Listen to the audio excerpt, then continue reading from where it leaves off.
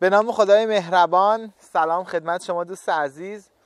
من سید حسین عباسمنش هستم و باز هم سپاسگزار خداوندم که من فرصت داده که با شما عزیزانم باشم. فایل قبلی که روی سایت گذاشتم نظرات خیلی ارزشمندی اومد، حدود 300 خورده نظر اومد که واقعا برام جالب بود خوندنش. دلم تنگ شده بود برای اینکه نظرات شما رو بخونم، برای اینکه با شما بیشتر باشم. احساس خیلی خوبی به من دادید و خیلی خوشحالم که تونستم انگیزه‌ای بدم برای در واقع حرکت دوباره، برای رشد و پیشرفت. من توی این فایل میخوام یه ذره در مورد در واقع نظراتتون صحبت کنم، در مورد دیدگاهی که داشتید صحبت کنم و یه چند تا قانون خیلی مهمی هم در مورد بحث ثروت و موفقیت مالی بگم. اولا که خیلی خوشحالم که در جایگاهی قرار گرفتم که میتونم به شما انگیزه بدم برای اینکه حرکت کنید. من خودم یادم اون موقع که داشتم کارمو شروع میکردم خیلی علاقه داشتم بخونم در مورد زندگی نامه افراد موفق و بارها هم گفتم شما این کارو انجام بدید.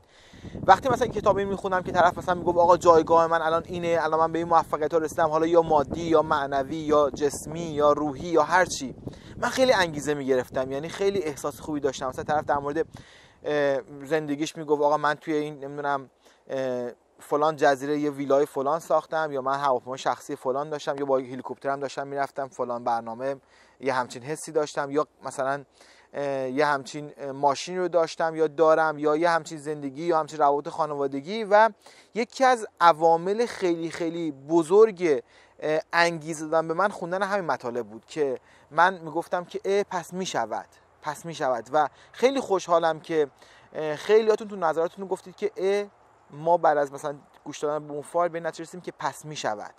خیلی مهمه، یعنی خیلی مهمه این باور توی وجود ما اتفاق بیفته که ما میتونیم، میشود، اگر اون تونسته منم میتونم، پس امکان پذیر است. یعنی خیلی از مواقع ما فقط به خاطر اینکه باور داریم که نمیشه یا امکان پذیر نیست ما به هدفمون نمیرسیم. یعنی شاید بگم 90% 95% مردم جهان یه سری از موفقیت ها و هدف ها و رویاها و آرزوها رو اصولاً ایگنورش میکنن، ندیدش میگیرن، فقط به این دلیل که میگن بابا نمیشه که، با این وضع مملکت، با این وضع اقتصاد، با این وضع خانواده، با این وضع نمیدونم سن، تحصیلات یا هر موضوع دیگه نمیتونم من به اینجا برسم. بعد یه نفر رو پیدا میکنن که میگن با همون وضع، با همون مشکلات، با همون سن حالا کم یا زیاد، با همون تحصیلات کم یا هر موضوع دیگه‌ای، یا با چه می‌دونم سرمایه اولیه اندک یا بدون سرمایه اولیه یا حتی با بدهکاری تونسته به موفقیت برسه، این جرقه تو ذهنشون میزنه که پس میشود.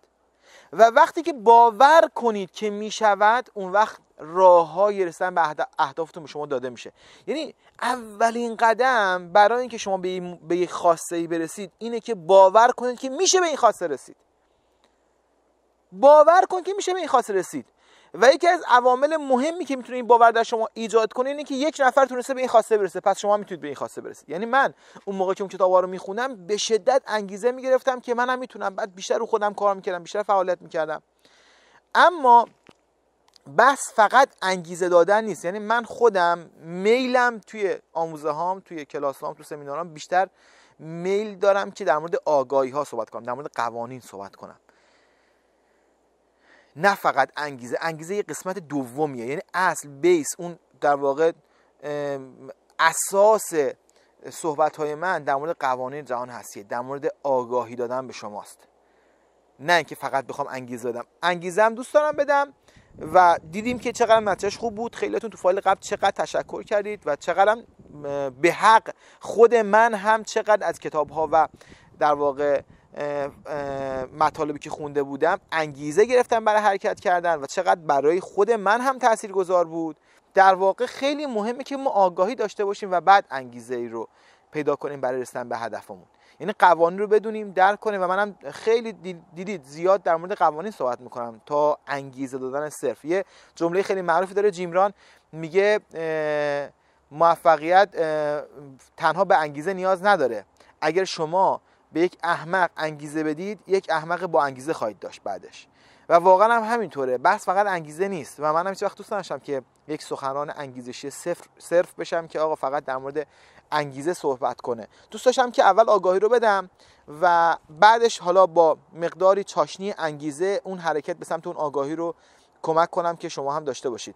هرچند که تأکید میکنم قرارم نیست هر کسی که صحبت‌های ما رو میشنوه توی سایت عضو یا در واقع داره این مطالب رو گوش میکنه تغییری بکنه. هیچ اصراری هم برای این نیست. بعضی از دوستانم نظرات متفاوتی گذاشته بودن.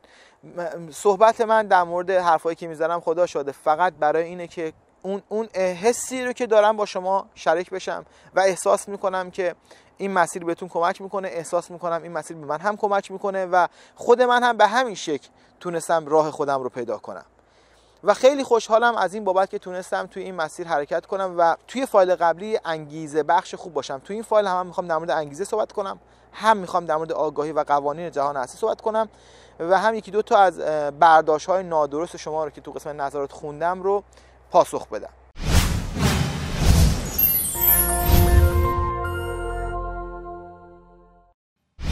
چند تا مورد رو من میخوام که حالا هرچند که توضیحات داده شده ولی بازم برای اینکه دوستان بیشتر حالا وقت اشتباه نکنن در مورد خودم بگم.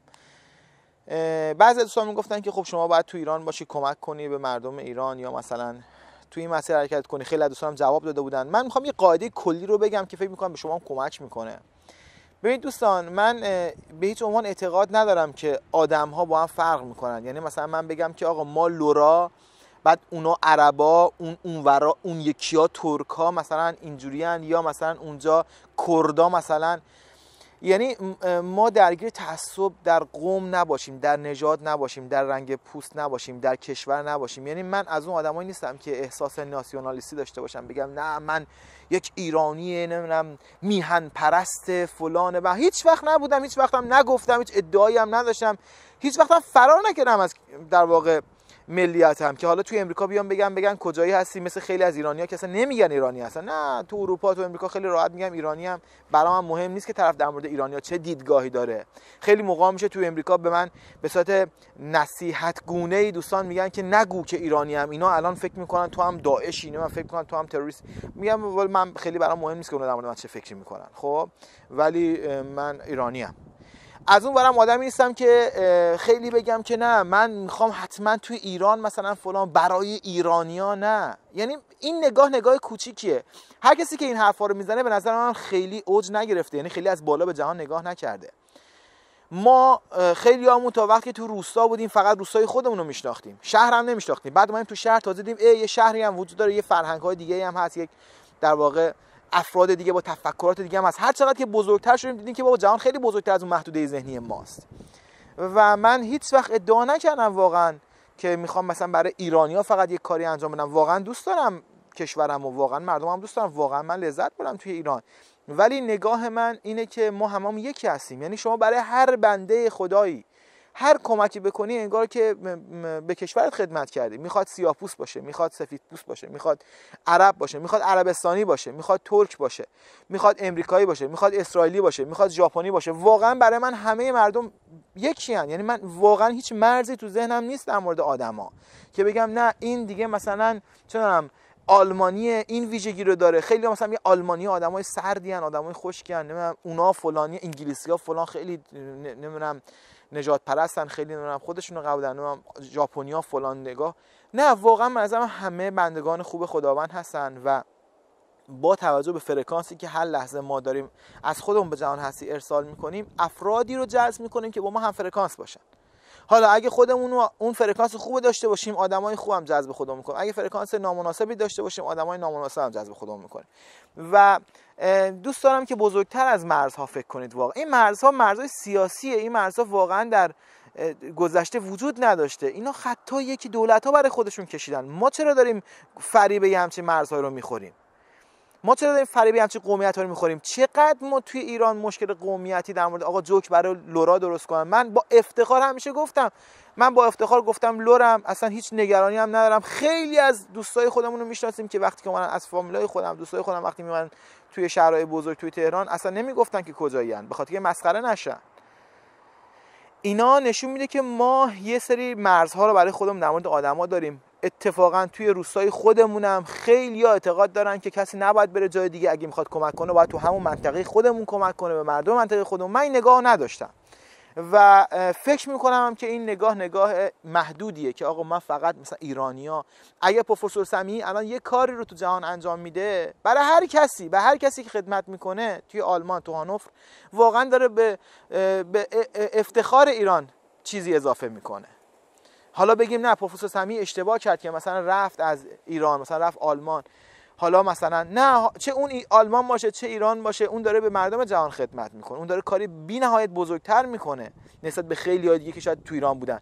و بحث فرار نیست. بعضی مثلا آقا فرار کردی از ایران مثلا رفتی نمیدونم نه یا مثلا اونجا نتونستی کار کنی رفتی یه جای دیگه، نه واقعا من به هیچ عنوان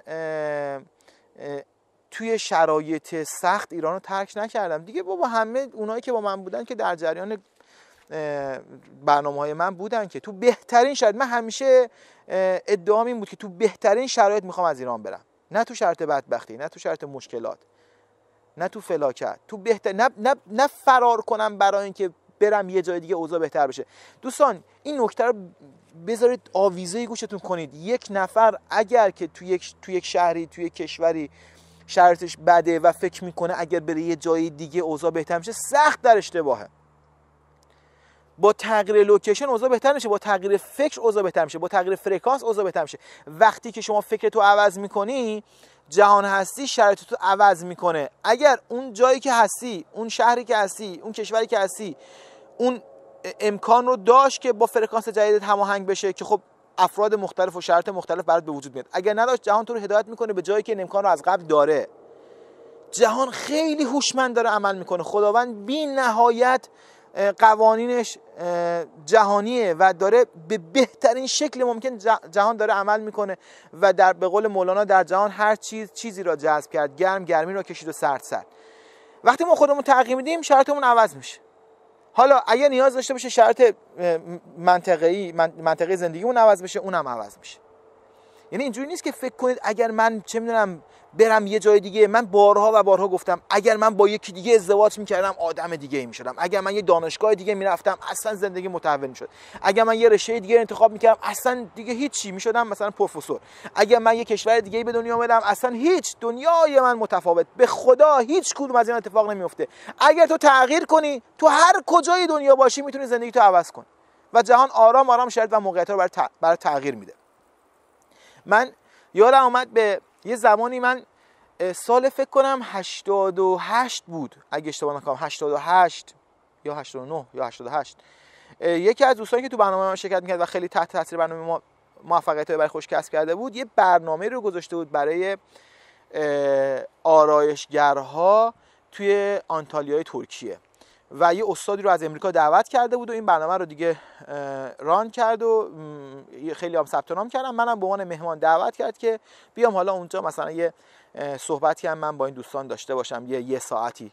برنامه‌شون فکر کنم یه هفته بود تو آنتالیا، تو یکی از بهترین هتل‌های اونجا و یه استادی هم که یک فرد ایرانی بود که توی امریکا زندگی میکرد و گویا خیلی فرد مشهوری بود تو ماهواره و اینا، دعوت کردن که به اینا آموزش در واقع جدیدترین متدهای آرایشگری بده. خب ما هم رفته بودیم.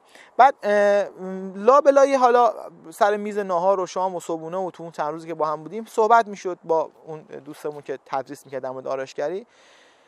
خیلی من علاقه داشتم در مورد موفقیت افراد بپرسم. خب میپرسیدم از کجا شروع کردی، بعد توضیح داد که من اصفهان شاگرد فلان آرایشگر معروف بودم، بعد اومدم مثلا امریکا، بعد چیز نظافتچی بودم، اول پیتزا دلیوری میکردم، بعد نظافتچی توی سالن آرایشگاه بودم، بعد یواش یواش بهم قیچی دادن، من کار کردم، بعد کارم خیلی خوب بود، مشتری‌ها مثلا فقط میومدن برای من و بعد اون رئیس آرایشگاه رئیس سالن خیلی حسادت کرد به من و من انداخت بیرون و بعد من خودم اینجوری شد و اونجوری شد، یه سالن زدم، بعد موفق شدم و 2 تا سالن و 3 تا سالن تو این ایالت و اون ایالت و فلان و بعدن دیگه تلویزیون و برنامه و ماهواره و نمیدونم رفتن به کشورهای مختلف برای تدریس آرایشگری و از این صحبت‌ها.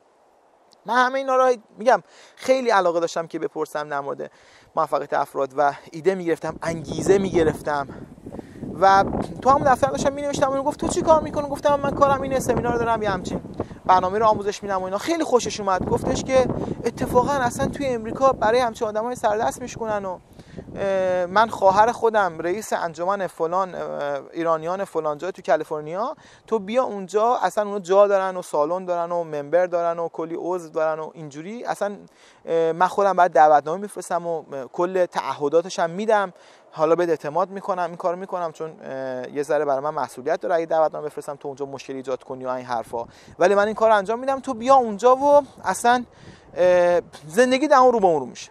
بعد من هم موقعی ذره فکر کردم، نوشتم آدرس ایمیلش و اینا رو که گفته بود برای من ایمیل کن و من بعد ایمیل میکنم این حرفا، ولی همون موقع پیش خودم گفتم نه، من تو وقتی تو ایران نتونم به جایی برسم، تو جای دیگه هم نمیتونم به جایی برسم. واقعا همه جا آسمون همین رنگه. یعنی کسی که تو ایران نتونسته به جایی برسه خیلی خیلی تو توهمه که فکر کنه اگر رفت تو بهترین کشور دیگه اصلا یه امپراتوری میزنه اونجا. به خدا این خبرها نیست. و من همون موقع دیگه اون در واقع داستان رو فراموش کردم و گفتم من موقعی از ایران میرم که واقعا به آنچه که خواستم رسیده باشم و تو شرایط عالی برم، نه به صورت در واقع التماس و بدبختی و بیچارگی و حالا اینجا نتونستیم کارو بکنیم بریم ببینیم یه جای دیگه میتونیم، چون قوانین همه جا قوانین جهان همه جا داره کار میکنه، فرق نمیکنه شما ایران باشی یا امریکا باشی.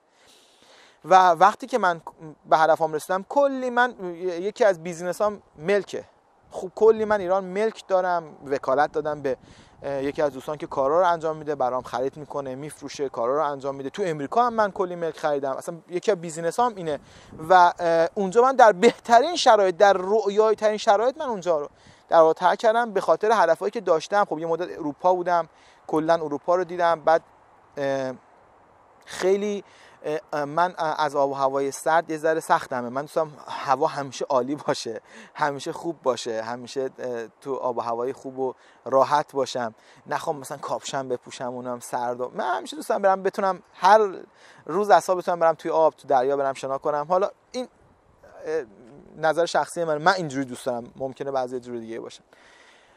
و رفتم تو جنوبی ترین در واقع نقطه اسپانیا، اونجا یه مدت بودم که میگفتم اونجا یه گرم ترین جای اروپا است. دیدم نه، اونجا هم همچین برای من گرم نیست، برای اروپایی خیلی گرمه ولی برای من نه.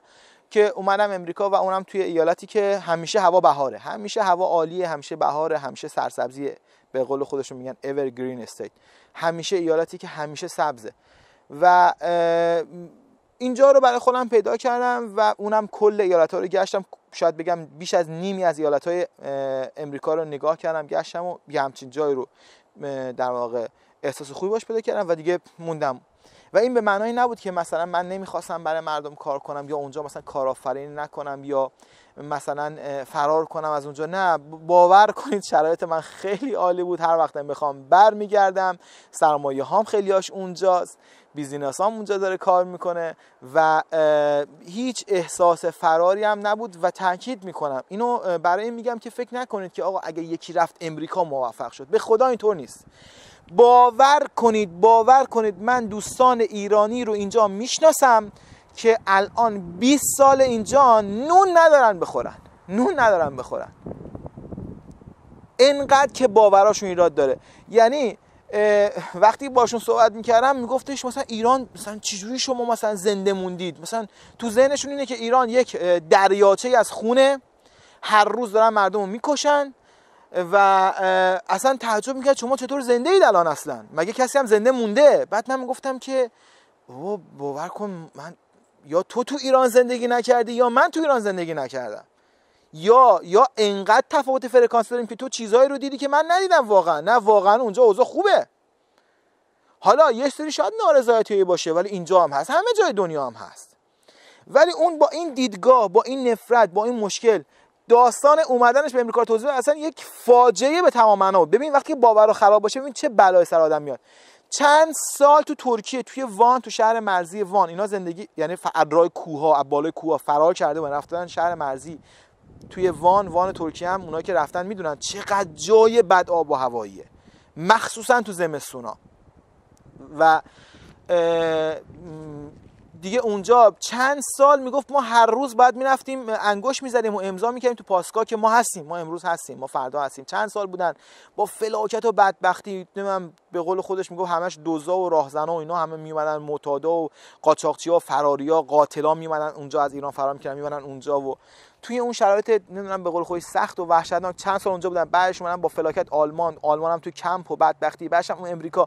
الانم که اینجان همه بچه‌هاش معتاد، بدبخت و بیچاره، دنبال یه لقمه نون و مشکلات و فلاکت و همش هم به کس و ناکس دارن فوش میدن و این نتیجه زندگیشونه. یعنی فکر نکن الان یکی اومد تو امریکا الان، نه، خیلی بدبخت‌تر از ایرانشونه، خیلی بدبخت‌تر از ایرانشونه. یعنی میخوام بهت بگم که اگر واقعا مردی، هر کجایی که باشی میتونی زندگی خودتو اونجوری که دوست داری خلق کنی. بعد وقتی اونجا به احساس خوب رسیدی، اونجا هماهنگ شدی با شرایط، جهان هدایتت میکنه به شرایط بهتر و بهتر. اول باید با اون محیطی که هستی هماهنگ بشی. اول تو اون جایی که هستی، در اون لحظه‌ای که هستی، باید با تغییر باورات، نه با تغییر شرایطت، با تغییر باورات باید به احساس خوب برسی. با تغییر باورهات باید به احساس خوب برسی.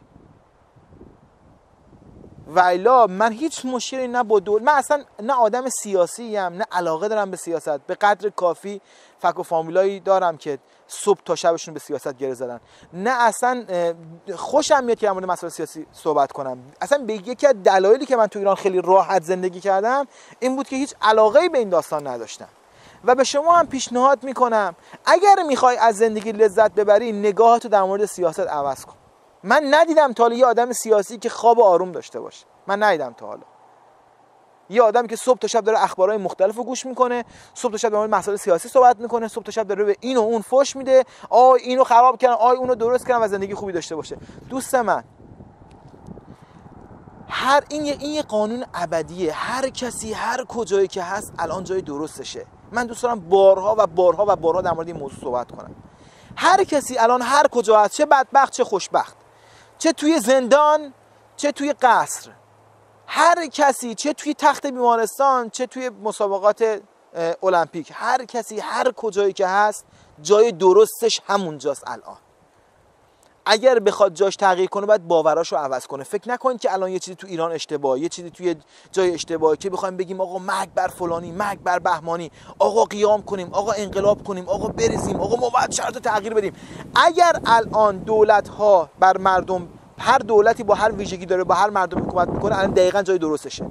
اون فرکانس، اون مردم این شرایط رو ایجاد کرده است و اوضاع وقتی تغییر میکنه که اون فرکانس مردم تغییر کنه. با هیچ انقلابی چیز اتفاق جدیدی نمیفته.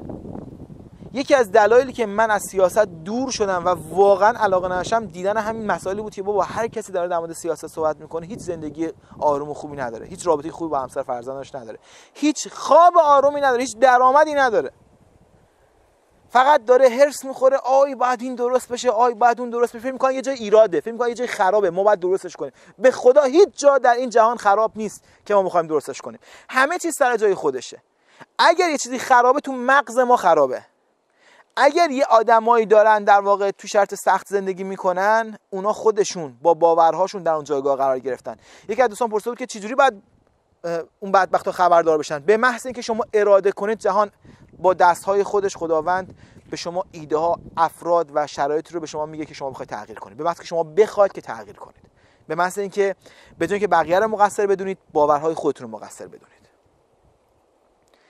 دوست دارم در این مورد این موضوعات فکر کنید. دوست دارم که هماهنگ بشید با محیطتون. وقتی که هماهنگ میشید با محیطتون، جهان جای بهتری به شما و هماهنگتری به شما نشون میده. دوستان، جهان نگاه میکنه به فرکانس شما.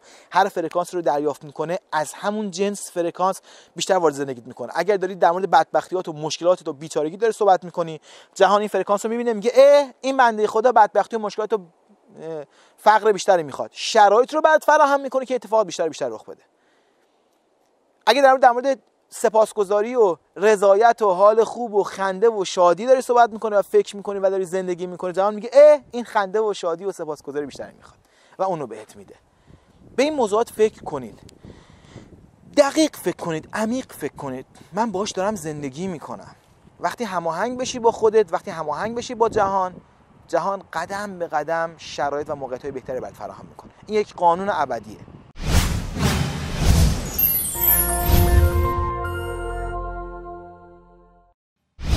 بنابراین به این معنا نبود که من اگر از ایران اومدم چون اونجا مثلا اوضاعم خوب نبود، چون اونجا نتونستم، چون اونجا همه چی خوب بود، من خیلی بیشتر از 60 هکتار رو اگر می‌خواستم تو ایران داشته باشم میتونستم داشته باشم، هیچ محدودیت نشه. من تو امریکا هم خیلی ملک خریدم به غیر از اون زمین ملک مسکونی خریدم و اصلا ملک جزئی از در واقع برنامه‌های سرمایه‌گذاری منه، جزئی از درآمدم، جزئی از کارم اصلا.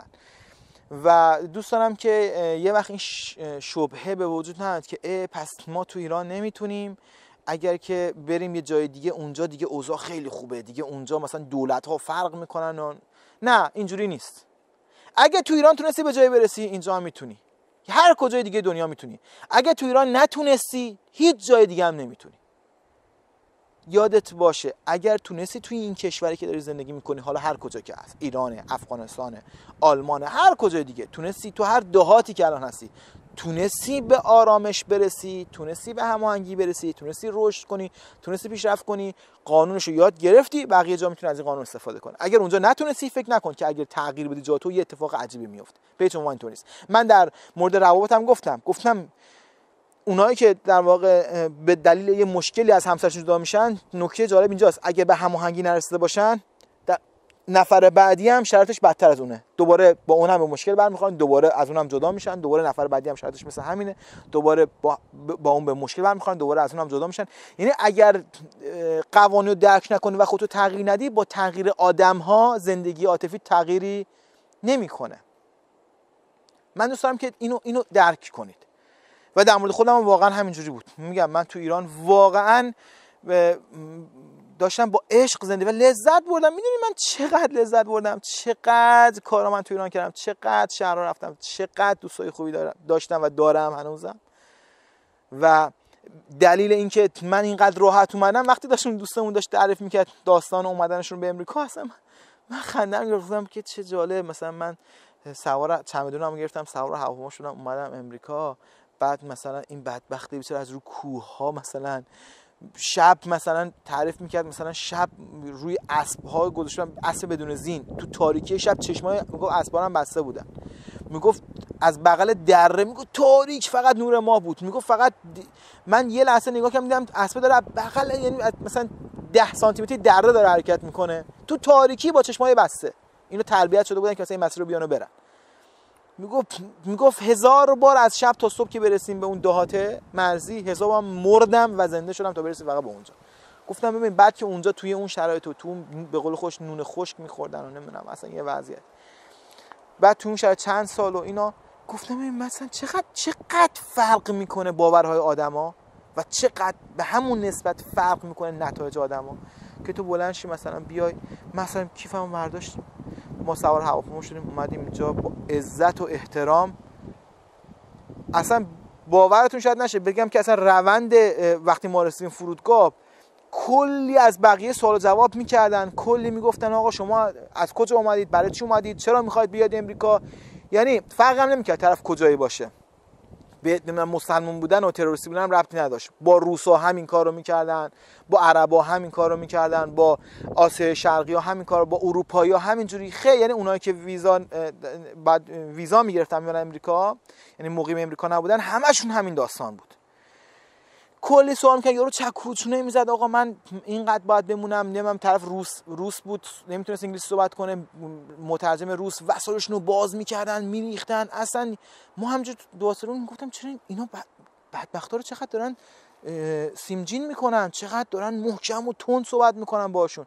بعد که نوبت ما شد، خب یه عالمه گیت بود، بعد که نوبت ما شد ما رفتیم، اون افسر مربوطه گفتش که خب اون برگه‌ای که تو هواپیماتون دادن رو بدید من ببینم. بعد من گفتم کدوم برگه هستن، من خواب بودم تو هواپیما نفهمیدم اگه برگه هم دادن. نگو که اینا تو هواپیما یه برگه دادن که بعد یه سری اطلاعاتو پر می‌کردی که میومدی اینجا میدادی به آقای افسر. من اصلا توی کل پرواز تقریبا تو بیشتر پرواز خواب بودم، نفهمیدم که همچین برگه‌ای هم اومد و همه پر کرده بودن غیر از ما. و بهش گفتم من برگه ندارم. بنده خودش بلند شد رفت چند تا کابین از همکاراشو پرسید، گفت برگه به زبان انگلیسی دارید که پر کنه؟ گفتن نه. رفت تو چند تا کابین اونورتر یه برگه پیدا کرد، خودش نشست برای من پر کرد. حتی در مورد محل اقامت بعد مثلا توی محل دقیقی میگفتی، خب من هنوز محل دقیقا مشخص نبود. خودش یه محلی رو نوشت، یه هتلی رو نوشت، خودش هم امضا کرد، خودش هم دست ما رو گرفت گفت حالا اینوری برید و بدون اینکه هیچ گونه بازرسی بشیم، هیچ نه وسایلمون. بقیه میدیدم بقیه افراد رو، بعضیا رو وسایلشون رو ریختن روی میزا دونه دونه، غیر از که از اون دستگاه رد کردن و غیر از اینکه کلی بازدید کردن و سگ و مگ و فلان و اینا، این همه بازدید شده و بازرسی شده، ریخته بودن تک تک سوزن به سوزن داشتن میگشتن. اصلا ما نه وسایلمون از تو دستگاه رد شد، نه اصلا ما خودمون از تو دستگاه رد شدیم، هیچی، همونجوری وسایل رو برداشتیم و گفتیم میخواد وسایل بگیر، گفت نه نیاز نداره. با اینکه خیلی هم وسیله آورده بودم با خودم و هیچی، همونجوری ما رفتیم بیرون و دوستمون هم دم در بود، اومد کارامون رو انجام داد و قشنگ ما رو برداشت برد و یک دقیقه هم معطل نشدیم. بعد من خودم مقایسه می‌کردم با بقیه دوستانی که اومده بودن و داستان‌هایی که تعریف می‌کردن که چطور پاشون به امریکا رسیده، بعد مقایسه می‌کردم گفتم ببین تفاوت از زمین تا آسمونه، تفاوت از زمین تا آسمونه. حتی میگم اگه من بخوام بگم که چقدر وقتی که آدم‌ها باورهاشون درست باشه اتفاقات راحت رخ میده، من حتی برای اینکه برم ویزارم بگیرم، من در واقع توی پاریس اقدام کردم برای ویزام، رفتم اونجا. خب اصلا فارسی زبان ندارن در واقع توی سفارت امریکا توی پاریس، توی هیچ کشوری ندارن غیر از ترکیه و دبی، امارات و ارمنستان که اونم توی نوبت دهی‌های خیلی طولانی و چند ماه بعد و من با سختگیری‌های خیلی وحشتناک. من وقتی رفتم در واقع سفارت امریکا در پاریس، این بنده خدا گذرنامه‌مون رو که نگاه کرد گفتش که شما ایرانی هستید؟ گفتیم بله ایرانی هستیم. گفت خب برید مثلا کابین 18 یارم نیست حالا شمارش چند بود. ما رفتیم اونجا دیدیم یه خانمی داره فارسی با ما صحبت میکنه. گفت اتفاقا من امروز اومدم اینجا و فارسی هم بلدم. ایرانی نبود ولی فارسی میتونه صحبت کنه به طرز خیلی خوبی، حالا نه خیلی کامل ولی کاملا هم حرفای ما رو متوجه میشد هم حرفای خودش رو. صحبت کرد و تازه مثلا من چقدر آماده کردم که خودم انگلیسی صحبت کنم و چجوری توضیح بدم شرایطم و اینا. صحبت کرد، باورتون نمیشه هیچ گونه مدرکی از من نخواست، هیچ گونه مدرکی غیر از پاسپورت. یعنی گفته بودن آقا میری اونجا این مدرک رو باید ببری، اون مدرک رو باید ببری، مدارک مالی، مدارک شغلی، مدارک ملکی، نمیدونم مدارک پایان خدمت فلان جور باید باشه. حتی کارت پایان خدمت منم نخواست، ترجمه فلان، هیچ مدارکی نخواست. یعنی من بهش گفتم مدارکم آماده بود، بهش گفتم مدارک، گفتن نیاز نیست. توی همون روز در واقع صادر شد، در صورتی که مال بعضی چندین و چند ماه طول میکشه ویزاشون، همون روز صادر شد و داستانش هم که گفتم وقتی رسیدم امریکا چه اتفاق افتاد. یعنی میخوام بگم وقتی آدم در مدار درست قرار میگیره، وقتی که باوراش درست میشه، وقتی که هماهنگ میشه با جهان اطرافش، وقتی که از دنیا لذت میبره، جهان کاری میکنه که لذت بیشتری ببره و شرایط بهتری به وجود بیاد. اینا رو میگم نه به این معنا که کلا هیچ گونه مسئله‌ای در زندگی من هیچ وقت نبوده، نه، مسائل بوده، الان هم هست، ولی کاملا قابل حله. من مسائل بزرگتر از خودم نمیبینم. ولی در اتفاقا داشتم دیروز به دوستم گفتم درصد مواردی که من بخوام در واقع ذهنم مشغول بشه یا مثلا یه ذره نگران بشم اصلا نیست، اصلا وجود نداره. یعنی میتونم بگم صفر رسیده، در صورتی که قبلا بود، چند سال قبل بود، ولی الان انقدر اتفاقات خوب میفته، انقدر روز به روز شرایط عالیه، انقدر افراد خوب، موقعیت‌های خوب، شرایط خوب برام به وجود میاد که اصلا میتونم بگم هیچ چیزی نیست برای اینکه من نگران بشم، هیچ مسئله نیست که احساس کنم که از پسش بر نمیام، هیچ مشکلی نیست که منو مثلا اشکمو در بیاره یا ناراحتم کنه. و همه چیز همینجوری اتفاق میفته وقتی ما هماهنگ باشیم، وقتی که ما در واقع روی باورامون به صورت واقعی و به صورت اصولی کار کرده باشیم، وقتی قوانین جهان درک کرده باشیم. من اگه بخوام تک تک مواردی که برام در طول روز یا در طول ماه اتفاق میفته تمامش شما میگید معجزه است، شما میگید باور نمیکنید اصلا. یعنی خیلی باور نمیکنن. همین مواردی که من در مورد بحث ویزا و بحث حالا اون روزی خاصی که ما رفتیم تو سفارت امریکا تو پاریس، حالا یه ایرانی یه فارسی زبان باشه و اونم از هم اول اصلا بدونه که سوالی کنه. باور کنید کل زمانی که من اونجا صحبت کردم 1 دقیقه هم نشد. فقط مدارکی گرفت، گفتش که من فقط خوشحال میشم که شما بیاید ایالات متحده. من خیلی خیلی خوشحال میشم که شما بیاید، با اینکه نه منو میشناخت نه نمیدونم در مورد چیز زیادی در مورد ما میدونست، میگم یه پاسپورت رو گرفت و تمام. بعد من میبینم بقیه چقدر ریجکت میشن، چقدر التماس میکنن، چقدر مشکل دارن، چقدر فلان. برای اروپاش هم همینجور. هر کجا که رفتم من واقعا با بهترین افراد، من یه مدت رفتم روسیه با بهترین افراد، یعنی واقعا ازم میپرسن خب روسیه چطور، میگفتم بهترین آدمای روی جهان، روی کره زمین اونجا. میرفتم اروپا ازم میپرسن همینجوری. ایران تو تمام شهرها میگفتن آقا اون فلان شهر رفتی چطور، میگفتم بهترین مردم جهان توی اون شهرن. و واقعا من نظر من همین بود. و به نظر من همه چیز بستگی داره به خودمون. وقتی خودمون عوض میشیم اطرافمون هم عوض میشه. وقتی خودمون منشأ خوبی و خیر و برکت باشیم، جهانم برای ما منشأ خیر و خوبی و برکت. پس باور کنید هر کسی هر کجا هست جای درستشه. نخواهید چیز رو عوض کنید، نخواهید مبارزه کنید با اطرافتون، نخواهید شرایطی رو تغییر بدید، فقط دنبال تغییر خودتون باشید. به خدا راهش همین. جهان بهترین چیزها رو برای شما فراهم میکنه اگه خودتون تغییر کنید. حالا من اگه بخوام بگم اصلا چطور من هدایت شدم به حالا جای این امریکا، چطور من مرکا رو خریدم، با چه شرایط خوبی، با چه قیمت‌های مناسبی خریدم که یه هفته بعد پیشنهاد 2-3 برابری قیمت رو من میدادن. یعنی من ملک می‌خریدم، یه هفته بعد میگفتن ما 2 برابر قیمت می‌خریم ازت اگه می‌فروشی. یعنی اینقدر شرط تعیین می‌کرد. ملک می‌خریدم میومدن سریع بغلش خیابون آسفالت آماده میکردن که آسفالتش کنن. چقدر این اتفاقات، چقدر حالا شرایط مختلف، آدم‌های فوق‌العاده، افراد بسیار دوست داشتنی توی زندگی من میاد بدون اینکه من بگم من بخوام کار خاصی بکنم. من یاد گرفتم که فقط باید روی باورهای خودم کار کنم. و دوست دارم که شما هم در مورد این موضوع کامل آگاه بشید و اگر که در واقع الگویی میخواید، شاهدی میخواید، من شهادت میدم که تمام جهان همینه و این کل قانون جهان هستیه.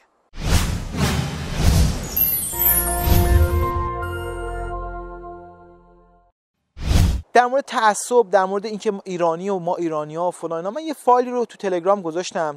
آدرس کانال تلگرامی ما هم هست عباس منش با یه دونه بی _com. شما میتونید برید توی اون سایت. من یه فایلی رو گذاشتم که طرف مثلا آلمانی بود، متعصب میگفت من فقط آلمانی‌ام، یا اون طرف انگلیسی بود میگفت من یه انگلیسی واقعی ام. بعد آزمایش خون کردن، دیدن که آزمایش ژنتیک انجام شد، بعد دیدن که بابا طرف مثلا همون که میگفت من مثلا آلمانی ام، از انگلیسی متنفرم، آلمانی اصیلم، فهمیدن که آقا 80% مثلا انگلیسیه، اصلا این مال یه جای دیگه است. وقتی که به نسل رفتن به عقب، فهمیدن که اصلا این آلمانی نیست، این خیلی کم نژاد آلمانی توشه. یا موارد دیگه. اون فایل رو برید نگاه کنید برای اینکه دیگه تعصبی نسبت به نژادتون، نسبت به شهرتون، نسبت به کشورتون، نسبت به قومیتتون نداشته باشید و همه مردم جهان رو به شکل دوست داشته باشید. و این مورد دیگه هم در مورد بحث هجرت. دوستان من با اینکه تاکید کردم که اگر یک انسانی توی شرایط با خودش هماهنگ نباشه، شرط بعدی بهش کمک نمیکنه، ولی اینم بگم که اگر که شما شرایطی براتون فراهم شد با هماهنگی، البته با آرامش، با در واقع احساس خوب، شرایطی براتون فراهم شد که هجرت کنید، این کار رو انجام بدید. من خیلی موافقم با هجرت. من وقتی که از قم به بندرعباس هجرت کردم خیلی خیلی بزرگتر شدم، خیلی پیشرفت کردم. وقتی همیشه هم تو بهترین شرایط من هجرت کردم. من یه فایلی رو گذاشتم روی سایت که چه زمانی باید تغییر کنیم. اونجا هم گفتم همیشه تو شرایط خوب من تغییر دادم اوضاعم رو. یعنی اینجوری نبود که مثلا جهان با چک و لغت منو مجبور کنه. قبل از که به چک و لغت برسه من کارم انجام دادم. وقتی که از بندرعباس هجرت کردم تو بهترین شرایط، توی استیبل ترین شرایط من اومدم تهران، هجرت کردم، اومدم توی دنیای جدید که نمیشناختمش. خیلی یه ذره سخت بود اولش، یه ذره ترس داشت، ولی خیلی خیلی باعث موفقیتم شد. و همینطور وقتی که از ایران اومدم اروپا و بعدش هم امریکا، این اتفاق برام افتاد. من خیلی با هجرت موافقم. من خیلی از در واقع فامیلای خودم و توی شهرمون، توی دهاتمون خیلی زیاد، خیلی با پسرعموهام ساعت‌ها قبلا میشستم صحبت میکردم که شما با این توانایی و این استعدادی که دارید هجرت کنید، ولی طرزهاشون اجازه نمیده که هجرت کنن. اینکه وابستگی عاطفی که داشتن، اینکه مثلا الان اینجا اگر نمیدونم پامون بشکنه، اگه مشکلی برام پیش بیاد، فلانی هست ما رو ببره بیمارستان، اونجا کی ما رو میشناسه، و همش این دیدگاه و این نگرانی‌ها رو داشتن که به نظرم اینا همش شرکه. و انسان خدا رو باور کنه، میدونه که خدا همیشه باشه، یار و یاورشه و هیچ وقت دستش تنها میذاره، حرکت میکنه و میره به مسیرهایی که باعث رشدش میشه و هجرت میکنه. من کاملا موافقم با هجرت، اما نه به این معنا که اگر من هجرت کنم اوضاعم درست میشه. وقتی که اوضاع رو درست کردی، برای پیشرفت، برای بهتر شدن اوضاع هجرت کن. وقتی اونجا به یک در واقع موقعیت خوبی رسیدی، برای اینکه موقعیت رو بهتر کنی میتونی هجرت کنی. اونم جهان خودش هدایتت میکنه، اونم راهنماییت میکنه. و یادتون باشه تاریخ اسلام بر اساس هجرت پیامبر از مکه به مدینه است. ما تاریخ هجری شمسی یا هجری قمری، ما توی میلادی، تاریخ میلادی بر اساس تولد عیسی مسیحه، ولی ما در مورد تولد پیامبر نداریم اصلا تاریخمون. تاریخ مبدأ تاریخ اسلام، ببین چقدر این هجرت مهم بوده، چقدر هجرت مهم بوده. مبدأ تاریخ اسلام از زمان هجرت پیامبر از مکه به مدینه است. این دیگه مهمترین در واقع موضوع بوده. چرا اینقدر رو هجرت تاکید شده؟ چرا اینقدر در واقع پیامبر بعد از که هجرت کرد قدرت گرفت؟ به خاطر این قدرتیه که شما به ایمان به خداوند داری. هجرت یعنی ایمان به خداوند، هجرت به جای ناشناخته، رفتن به جایی که نمیدونی و فقط توکل میتونه بهت کمک کنه که اون کار انجام بدی. توکل بهت کمک میکنه که بری وارد دل تاریکی ها بشی، وارد دل ترسات بشی، وارد دل ناشناخته ها بشی. و بهتون پیشنهاد میکنم وقتی که شرایطتون خوب شد، وقتی به هماهنگی رسیدید، برای بهتر کردن شرایط هجرت کنید به جاهای بزرگتر. اگر دوست دارید، اگر علاقه دارید که پیشرفت کنید. من یه آدم بسیار بسیار جاه طلبی ام. من آدمی که واقعا دوست دارم تا سرحد تواناییام پیشرفت کنم، تا لحظه مرگم. من آدمیم که واقعا به چیز کم قانع نمیشم و تو زندگی من به همین شکل حرکت کردم. آدمی که دوست دارم جهان رو ببینم، دوست دارم که جهان رو درک کنم، دوست دارم که نشانه‌های خداوند در هر کجایی تو جهان هست ببینم. واقعا آرزوی سفر کردن رو دارم، آرزوی تجربه کردن رو دارم. من لذت میبرم اگر دارم میگم مرغ و گوسفند و اسب و کشاورزی و تراکتور و مزرعه، به خاطر اینکه من عاشق تجربه‌های جدیدم، عاشق تجربه، و این تجربه رو انجام میدم، ازشون سیر میشم، میرم سراغ تجربه‌های بعدی. من احساس کنم اینجوری دارم بزرگ میشم، اینجوری دارم رشد میکنم، با تجربه کردن موضوعات مختلف، با تجربه کردن چیزایی که دوستشون دارم. اگر پرواز رو دوست دارم هواپیما بخرم، با پرواز رو تجربه کنم، ولی میدونم بعد از یه مدتی از اون تجربه هم میگذرم. من میخوام در مورد ثروتم در مورد همین موضوع صحبت کنم. دوستان، حالا نظری که دوستانو میخونم، حالا ربط داره به این موضوع، از همین الان در موردش توضیح بدم. من اعتقاد دارم برای اینکه بتونی از ثروت بگذری، اونایی که ثروت رو در منافات با خداوند میدونن، من احساس میکنم برای اینکه بتونی از ثروت و از مادیات بگذری، باید لمسش کنی، باید بهش برسی تا بتونی ازش بگذری. بارها و بارها من تو سمینارم این موضوع رو گفتم. من احساس میکنم برای اینکه یک فردی بتونه بگه که آقا من از ثروت سیر شدم و ازش گذشتم، باید تجربه کرده باشه. کسی که تا حالا ثروت رو تجربه نکرده دروغ میگه اگه بگه من از ثروت گذشتم. تو تنها میتونی زمانی از ثروت و از مادیات بگذری که بهشون رسیده باشی، درکشون کرده باشی، تجربهشون کرده باشی و سیراب شده باشی ازش. بعد اون وقت میتونی ازش بگذری، اون وقت میتونی به صورت واقعی بگذری ازش.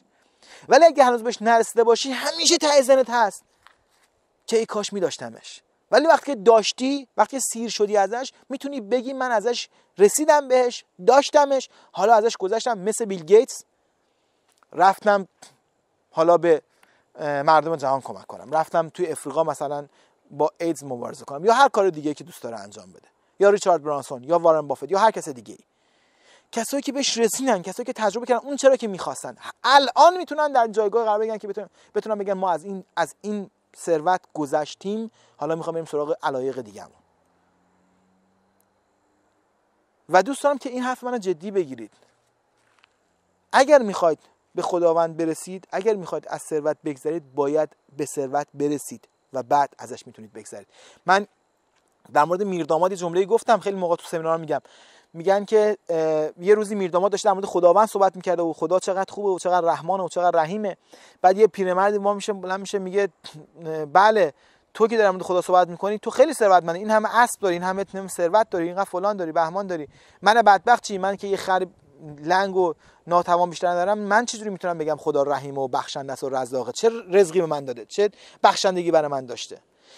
میرداماد اونجا تو مجلس میگه تفاوت من با تو اینه که افسار اسبای من به گل میخه ولی افسار خر تو به دل میخه.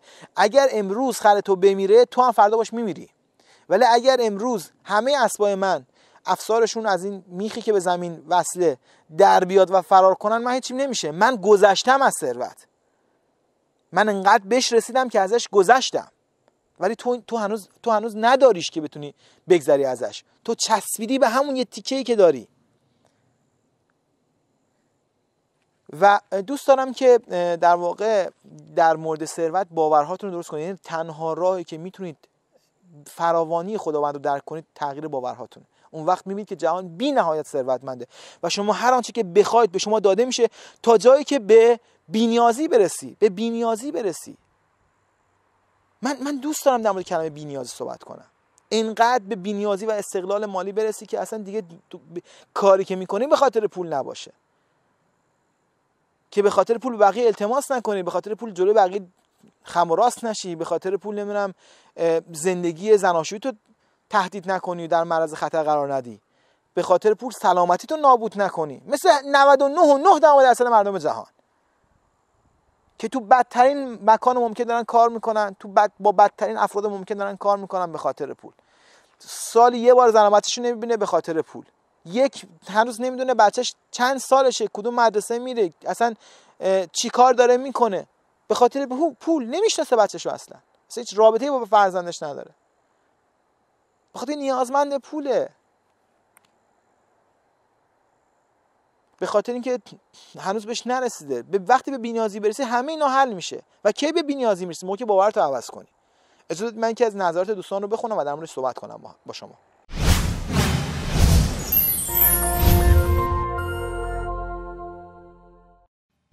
من میخواستم نظر این دوستمون رو بخونم، دیدم خیلی طولانیه، ولی فقط اینو بگم که دوستمون گفته که آره آقا من اگر که ثروتمند بشم خدا رو فراموش میکنم دیگه، من فقط میرم سراغ مادیات و منم میشم مثل شما و همش دنبال اینم که اینو بخرم و اونو بخرم و اینجوری کنم و اونجوری کنم و دیگه پس جای خدا چی میشه؟ پس مگه ما آدما نباید به هم دیگه کمک کنیم؟ مگه ما انسانیت رو نداریم؟ پس همش پول و همش فلان و آخرتمون چی میشه؟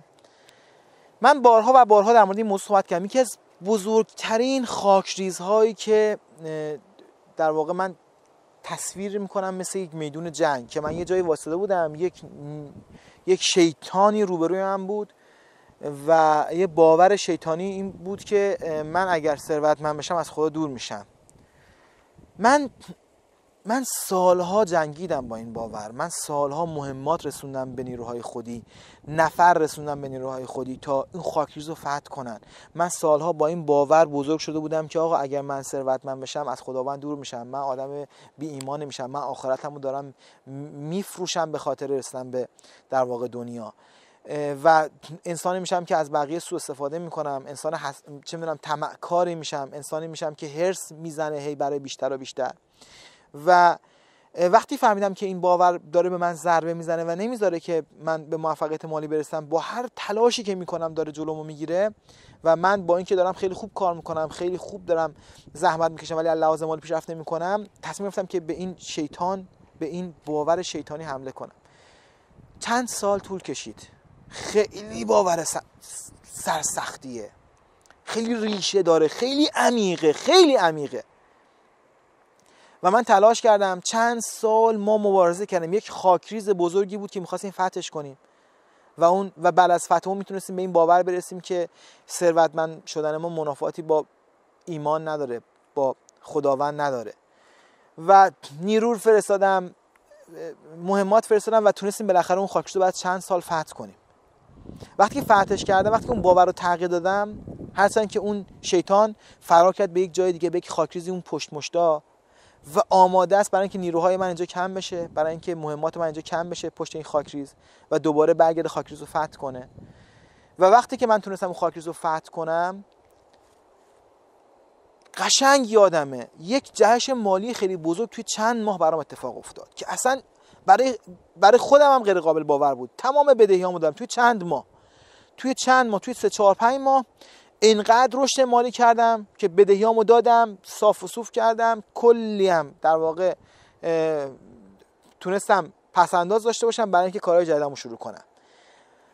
و قبول دارم که این باور سخته. من خودم با اینکه میدونستم این باور ایراد داره، با اینکه میدونستم باید تغییرش بدم، من چند سال روی خودم کار کردم تا تونستم تغییرش بدم. اونم کار شبانه روزی که تو بحث روانشناسی در موردش خیلی صحبت کردم تا تونستم تغییرش بدم.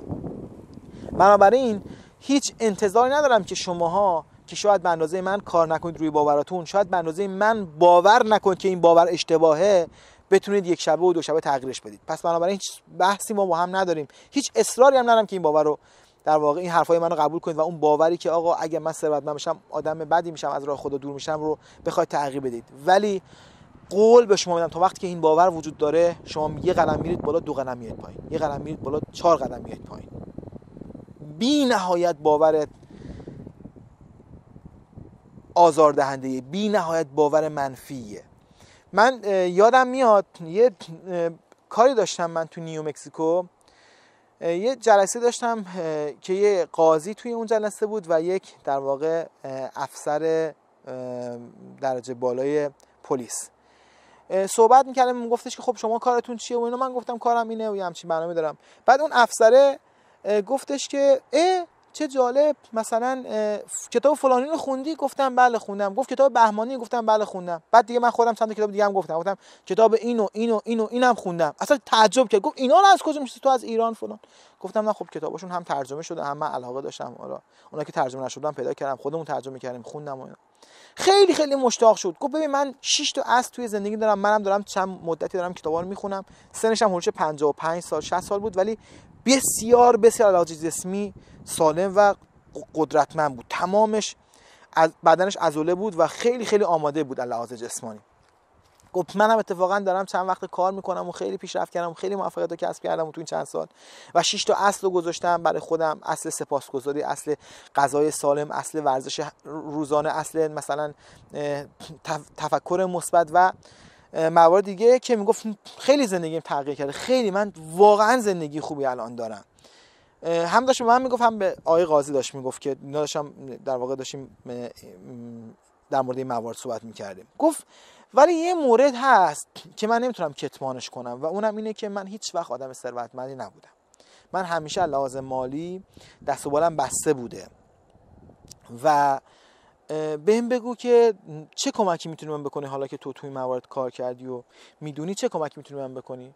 بعد من براش توضیح دادم که گفتم یکی از احتمالاتی که من میدم اینه که شما آدم مذهبی هستی. گفت بله من آدم بسیار مسیحی معتقدی هستم و کاتولیک هستم و اعتقاد دارم به خداوند و سپاسگزار خداوند هستم به خاطر همه نعمتایی که داده و اینا. گفتم که من فکر میکنم که احتمالاً این باور در وجودت هست که اگه ثروتمند بشی از راه خدا دور میشی و آدم بدی میشی و توضیح دادم در مورد این مسائل براش. بعد رو کرد به قاضی گفت آره اتفاقا. گفت این راست میگه. من هنوز در گوشه های ذهنم اینه که اگه ثروتمند بشم از راه خداوند دور میشم و آدم بی ایمانی میشم. یعنی میخوام بهت بگم که این باور انقدر قدرتمنده که فرق نمیکنه شما کجای دنیا باشی. هر کجای دنیا باشی احتمالاً اگر آدم یه ذره مذهبی تری هستی احتمالاً این باور قوی تره توی وجودت که اگر من ثروتمند بشم از راه خداوند دور میشم. اگر من ثروتمند بشم در مسیر نادرستی قرار میگیرم. من یادم یکی از قسمت‌های جناب خان داشتم نگاه میکردم، این قسمت‌های آخرش بود فکر کنم. بعد یه برنامه درست کرده بود که مثلا جناب خان یه ثروتی به هم زده بود و یه عینکی زده بود و خلاصه یه 2 تا چیزام بادیگارد و اینا هم داشت، اومده بود خلاصه رامبد و دیگه گفته بود که آقا ما خندوانه رو جمع میکنیم و جمع جور میکنیم و اینا. و توی اون نشون میداد که آقا من چون وضعم خیلی خوب شده و خیلی ثروتمند شدم و اینا دیگه میخوام همه رو جمع کنم و همه رو خراب کنم و واسه خودم اینجا آپارتمان سازی بزنم و خون مردم بکنم تو شیشه. هی مثال فیلم‌های مختلف هم میزد، پیشنهاد رد نشدنی میدم و از این حرفا و یه جورایی همه اینجوری باور دارن که اگه کسی به یه جایی رسید، به یه ثروتی رسید، خیلی آدم پست و عوضی میشه، خیلی آدم بی ایمان و بی خدایی میشه. و این تو بافت جامعه ما هست. نه جامعه ما، تو تمام فرهنگ‌ها و ادیان هست، تو بافتشون هست. خب و تغییرش سخته. اگه تونستی اینو تغییر بدی درهایی از نعمت برات به وجود میاد. من در مورد این موضوع تو روانشناسی ثبات 1 و 2 خیلی صحبت کردم. درهایی از نعمت برات باز میشه و دوست دارم که این باور رو تغییر بدید تو ذهنتون که بابا خدا اگر من ثروتمند بشم از به خدا اگه شما ثروتمند بشید میشید مثل بیل گیتس که به جهان خدمت میکنید. خدا دوست داره که شما ثروتمند بشید. خدا کمک میکنه که شما به گسترش جهان کمک کنید. هر چقدر ثروتمندتر بشی نیکوکارتر میشی. باور کن من الان میتونم به خانواده خودم کمک کنم. من الان میتونم برای هر کدوم از خواهرام، برای مادرم یه خونه بخرم خیالم راحت بشه که اونو جایی از خودشون دارن. من الان میتونم به خانواده خودم کمک کنم. من الان میتونم برای مادرم که بنده خدا خب سنی ازش گذشته هر ماه یه در واقع مبلغ مناسبی براش توی حسابش بریزم که بگم مادر جان هر کجا رو دوست داری برو بگرد، برو تفریح کن، برو لذت ببر و نگران مسائل مالیش هم نباش. من الان میتونم این کارو برای مادرم انجام بدم. من قبلا میتونستم. قبلا تمام تلاشم بود که فقط باری بر دوش مادرم نباشم، مشکلاتشون رو زیادتر نکنم. الان من در جایگاهی قرار گرفتم که میتونم بهترین هدیه ها رو برای خواهرام بگیرم، میتونم براشون ماشین بخرم. الان من میتونم این کارا رو انجام بدم. قبلا میتونستم این کارا رو انجام بدم. مطمئن باش اگر بتونی این باور رو تغییر بدی، به صورت ریشه دار بتونی تغییرش بدی، زندگیت از این رو به اون رو میشه. جریانی از ثروت وارد زندگیت میشه. و در مورد این موضوع دیگه که توی یکی از نظرات بود که گفته بودن که آقا شما چطور مثلا میتونی چه میدونم خونه خوب داشته باشی، ماشین خوب داشته باشی، ولی بقیه توی شهرهای مرزی زندگی کنن، در بدبختی زندگی کنن، در بیچارگی زندگی کنن و تو شاد و خوش باشی و خرم باشی و اینا. من بارها در مورد این موضوع صحبت کردم ولی یه توضیح بدم باز هم برای دوستانی که هنوز کل فایل‌ها رو نگاه نکردن. خیلی از دوستان که من نظراتشون میخونم میدیدم، اونایی که مثلا مخالف بودن میدیدم که اصلا فایل‌ها رو نگاه نکردن، مثلا همین یه دونه فایل نگاه کردن دارن نظر میدن. 60-70 تا فایل رایگان داریم. اگر واقعا میخواید در مورد موضوعات ما آشنا بشید برید بقیه فایل‌ها هم نگاه کنید اگه براتون مهمه. اگه براتون مهم نیست که ما کاری به هم دیگه نداریم، نه شما بخواید در واقع از دست ما ناراحت بشید نه ما بخوایم ناراحت بشیم. و من واقعا سعی میکنم که تمام نظراتی که به دوستانم هم گفتم تو گروه تحقیقاتی عباس مشهد هستن، تمام نظراتی که قوانین نظرات رو رعایت میکنن منتشر بشن. 90% نظراتم 95% خدا شاهده 95% نظرات تشکر و سپاس و در واقع تشکر از بنده برای اینکه حالا مثلا تو فلان قسمت از زندگیشون تاثیرگذار بودم. شاید یه 4-5% هم باشه که انتقاد میکنن و ما اونا رو هم منتشر میکنیم، من که مخالف قوانین نظرات باشه. ولی از دوستانی که حالا یه ذره بعضی موقع با یه سری صحبت‌های من مشکل دارن، پیشنهاد میکنم اولا برای اینکه کامل موضوع رو بفهمید همه فایل‌ها رو نگاه کنید، چون خیلی نمیشه خیلی زود قضاوت کرد. دوم اگه واقعا با این نگاه مشکل دارید خب اصلا نگاه نکنید، اصلا نه به برنامه ما کار داشته باشید، نه مثلا عضو سایت ما باشید، نه اصلا بخواید ما رو تغییر بدید. ما هم که من خودم شخصا که دنبالی نیستم که کسی رو تغییر بدم. من فقط یه سری نتایجی که گرفتم و میگم، هر کسی خواست تغییر میکنه، هر کسی نخواست به من کاری نداره و مسیر خودش رو پیش میره. و نکته جالب تر اینه، هم تو سمینارام بارها و بارها اتفاق افتاد، هم توی سایت و ایمیل ها افراد انتقاد میکردن به من، دریوری میگفتن، فحش میدادن. بعد چند وقت همون فرد یه نامه میزد، یه ایمیل میزد یا میومد حضوری توی سمینارها، استاد ببخشید من مثلا فلان موقع در مورد شما دریوری گفتم، غیبت کردم، تهمت زدم، نمیدونم در ناسزا گفتم، الان مثلا یه ذره آگاه‌تر شدم، فهمیدم که مثلا شما درست میگفتید. اینقدر این اتفاق تکرار شده برای من که حد و حساب نداره. اینقدر تکرار شده که دیگه الان من نه ناراحت میشم اگه کسی به من دریوری بگه یا بابا این اصلا فلان جور آدمه، این بهمن، اصلا ناراحت نمیشم، چون 95% مواقع همین آدم برمیگرده دوباره میگه آقا من اشتباه کردم. 5% هم اگه برنگرده چیزی در واقع از من کم نشده، چیزی به اون اضافه نشده و من یاد گرفتم که اعراض کنم و زندگی خودم رو داشته باشم. و واقعا هم اگر در مورد نظرات شما صحبت میکنم فقط قصدم اینه که کمک کنم برای اینکه باورهای درست و جایگزین باورهای غلط بکنیم، و الا اینکه بخوام از خودم دفاع کنم و آقا بگم تو رو خدا حرفای منو قبول کنید، آی ملت من یک آدم خیلی درستی ام نه نه نه، من زندگی خودمو دارم، سالهاست به این شکل زندگی میکنم و پیام هایی رو به دوستانم میدم که احساس میکنم نتیجه میده و دلیل اینم که دوستان اینقدر تشکر میکنن این که نتیجه داده. حالا یه تعدادی هم ناراضی باشن، هیچ مشکلی نیست، هیچ وقت ما نمیتونیم همه رو راضی کنیم. در موردش هم قبلا تو بحث اعتماد به نفس صحبت کردم.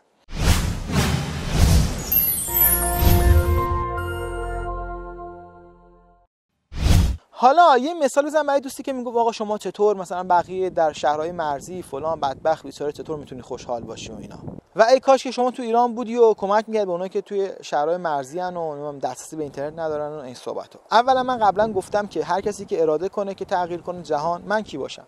خداوند از طریق دستاش به اون کمک میکنه، خیلی خیلی خیلی خیلی بهتر از من، خیلی خیلی بهتر از من. پس بنابراین کلا این فرضیه که آقا من مثلا بخوام کسی رو تغییر بدم یا بخوام تأثیر در ایران یا جهان داشته باشم کلا منتفیه. نه، من میتونم زندگی خودم رو تغییر بدم. اونایی که هم جهت میشن با منو پیدا میکنن از یه طریقی، سایتی یا هر چیز دیگه ای، بعد حرفای همدیگه رو میشنویم و با هم این مسیر رو ادامه میدیم. هر وقتم که هم فرکانس نباشیم از همدیگه جدا میشیم. خب این از این داستان که اینقدر در مورد صحبت کردم که دیگه نمیخوام صحبت کنم. ولی در مورد این مثالی که گفته بودن که آقا مثلا بقیه بدبختا و بیچاره‌ها چطور تو میتونی مثلا خودت خوش باشی، فرض کن کلاسیه، معلم داره درس میده، بچه‌ام دارن گوش میکنن، یه سری بهتر گوش میکنن، یه سری کمتر گوش میکنن، یه سری بازی گوشی میکنن. یه کسی نمرش خوب میشه، معدلش خوب میشه، میگن آقا شما معدلت شد مثلا رتبه اول کلاس، ما این ماشین رو برای شما خریدیم، بعد بورسی هم بهت میدیم بری فلان کشور درس هم بخونی، نمیدونم فلان امکانات هم بهت میدیم، شهری هم ازت نمیگیریم، این هم لباس و کت و شلوار و کیف و کفش و مسافرت خارج از کشور و این ور و اون ورم برای شما مهیا کردیم.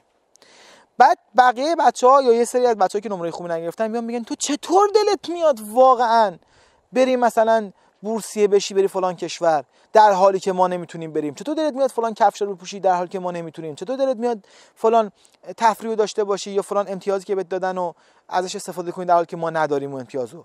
واقعا این موقع این بچه باید چی بگه؟ واقعا چی باید بگه؟ بعد بگه راست میگید، من شهریه‌مو که خودم دیگه پرداخت میکنم ولش کن، بورسیه هم که نمیرم، این هدیه ها رو میرزم توی جوب یا میدم مثلا به کمیته امداد، هیچ ازش استفاده نمیکنم. این جواب واقعا باید بده؟ یا جواب درست اینه که بابا من خب درس خوندم، اون موقع که شما داشتید مسخره بازی میکردید من داشتم مطالعه میکردم، ما که شما داشتید چه میدونم تو سر و کله هم دیگه میزدید من داشتم بحث‌های علمی با استاد میکردم، اون موقع که شما داشتید منو مسخره میکردید من داشتم در واقع سوال از استاد میپرسیدم. خب این نتیجه رفتارهای من، نتیجه اعمال من، نتیجهش این شد. شما نکردید اون کارا رو، خب نتیجهش اون شده. مگه من مقصرم که شما اون نتیجه گرفتید من نتیجه گرفتم؟ من نتیجه رو برای خودم گرفتم، حالا از نتیجه خودم استفاده نکنم بخاطر شما اون نتیجه رو نگرفتید. یعنی این نگاهی که خیلی‌ها دارن که آقا چطور افراد میتونن خودشون در شادی باشن بقیه در فقر باشن، دقیقاً مثل همین مثاله. هر کسی رو نتیجه اعمال خودشون میگیره. چرا فکر میکنیم که مثلا اون کسی که نتیجه خوب داره میگیره باید به بقیه که نتیجه بد دارن میگیرن مثلا بیاد از نتیجه خوب خودش صرف نظر کنه، خودش بره تو بدبختی و ناراحتی باشه به خاطر بقیه تو بدبختی و ناراحتی ان؟ مگه به این شکل کمک میکنه با اونا؟ غیر از اینکه اوضاع رو خرابتر میکنه. ما باید یاد بگیریم که نتیجه خوب تو زندگیمون بگیریم و الگویی بشیم برای دیگران که نتیجه خوب میخوان بگیرن. اگر همون فرد توی کلاس، توی دانشگاه، توی مدرسه به همچین شرایطی میرسه، سال بعد همونایی که درس نمیخوندن با انرژی و با ایمان بیشتری درس میخونن، میگن ما هم میخوایم به همون جای برسیم که اون دفعه قبل رسید و تونست اون بورسیه رو بگیره، اون امکانات رو بگیره، اون من پاداش‌ها رو بگیره. ما میخوایم به همون جا برسیم. چرا؟ چون دیدن نتایج خوب و عالی اونو. من دوست دارم که نگاهمون در مورد این مسائل تغییر کنه. باور کنید من قبلا هم گفتم با دلسوزی کردن برای افراد به افراد کمک نمیتونید بکنید. هر کسی هر کجایی هست بازم میگم جای درستشه. نه برای خودت دلسوزی کن نه برای دیگران دلسوزی کن. نمیتونی بهشون کمک کنی. اگر میخوای کمک کنی روی خودت کار کن، خودت قوی شو، خودت به جایی برس، بعد اون وقت میشی الگویی برای دیگران. دوستم داشتی کمک کن. من در مورد خودم، من خانواده خودم تا جایی که بتونم در واقع در خدمتشونم هستم، نوکرشون هم هستم، تا هر جایی که بتونم، تا هر کجا که بتونم واقعا در خدمتشون هستم. و این اون چیزیه که من برداشت من از قرآن بوده که بارها و بارها خداوند گفته به خویشاوندان خودتون، اولین در واقع انفاقی که میخواید بکنید، زکاتی که میخواید بدید به خویشاوندان خودتون باشه. من سعی میکنم که این موضوع در مورد خودم رعایت کنم و خدا رو شکر توی این مسیر خوب حرکت کردم. خدا رو 100,000 مرتبه شکر دوستای خوب مثل شما دارم. اگه این مسئله باز کردم واقعا دنبال اینم که آگاهیمون بیشتر بشه، واقعا از این که با شما هستم لذت میبرم، از این که تونستم در واقع دل خیلیاتون رو شاد کنم. به خدا میخونم، نامه‌هاتون رو میخونم، تشکر میکنید، توی ایمیل ها برام میفرستید، اینستاگرام میفرستید، توی سایت نظر میذارید، مخصوصا تو سایت نظراتون خیلی خیلی کاملتر و قشنگتره. میخونم نمیدونید چقدر احساس خوبی دارم. خدایا شکرت. واقعا چه احساسی از این بهتر که آدم بتونه یه تأثیری تو زندگی افراد داشته باشه، بتونه دلشون رو شاد کنه، بتونه لبشون رو خندان کنه، بتونه در واقع ایمانشون رو قوی تر کنه. خدا رو شکر تو این مسیر دارم حرکت میکنم. سعی میکنم مطالب بیشتری براتون بذارم، سعی میکنم یه ذره سر خودم خلوت‌تر کنم و در واقع بیشتر ان شاءالله تو سایت فعال باشیم. من یه تشکر خیلی خیلی ویژم تا یادم نرفته از دوستانی داشته باشم که تو بخش عقل کل دارن فعالیت میکنم و جواب میدم به دوستان.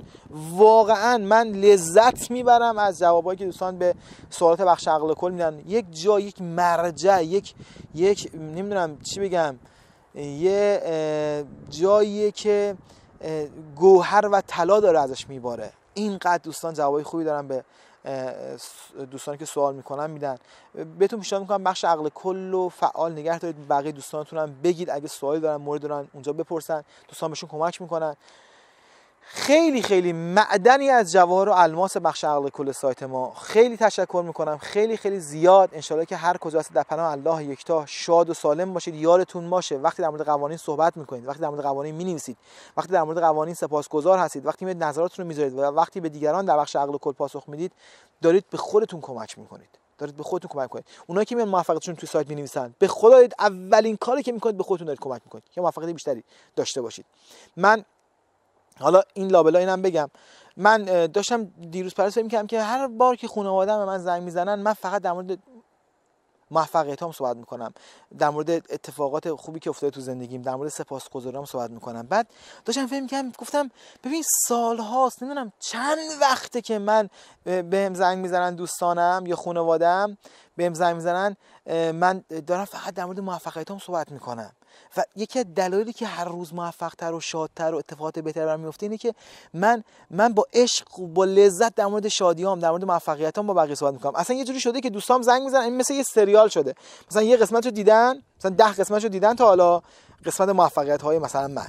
بعد زنگ میزنن قسمت 11 میگن خب مثلا تو این هفته دیت اتفاقی برات افتاده. بعد من مثلا با ذوق و شوق میگم این اتفاق افتاده، این اتفاق افتاده، این کارو کردم، این موفقیت کردم، اینجوری شده. یا به خانواده. بعد گفتم ببین من همین که دارم در مورد موفقیتام صحبت میکنم، همیشه هی جهان موفقیت‌های بیشتری برام به وجود میاره که من تو تماس‌های بعدی بتونم در مورد اونها صحبت کنم. هی اتفاقات جدید، هی آدم‌های باحال‌تر، هی موقعیت‌های بهتر، هی صحنه‌های زیباتر، هی مسافرت‌های قشنگ‌تر، هی لحظات جذاب‌تر برام به وجود میاره تا بتونم در مورد اونها صحبت کنم. برعکس افرادی که وقتی تماس میگیری در مورد بدبختی‌هاشون و در مورد مشکلاتشون صحبت میکنن. و اون دوستانی که دارن در مورد موفقیتشون توی سایت می‌نویسن دقیقاً دارن همین کارو میکنن و بهتون قول میدم اگه این کارو ادامه بدید هر روز صحبت‌های بیشتری دارید که در مورد موفقیتتون بنویسید توی سایت و بقیه ایمانشون قوی‌تر بشه، بقیه نظر بزنن زیر نظر شما. و باز هم سپاسگزارم بابت همه دوستانی که تو ایران دارم. خداوند رو سپاسگزارم. هر کجا هستید در پناه الله یکتا شاد باشید، سالم باشید، ثروتمند باشید و سعادتمند در دنیا و آخرت. فعلا خدا نگهدار.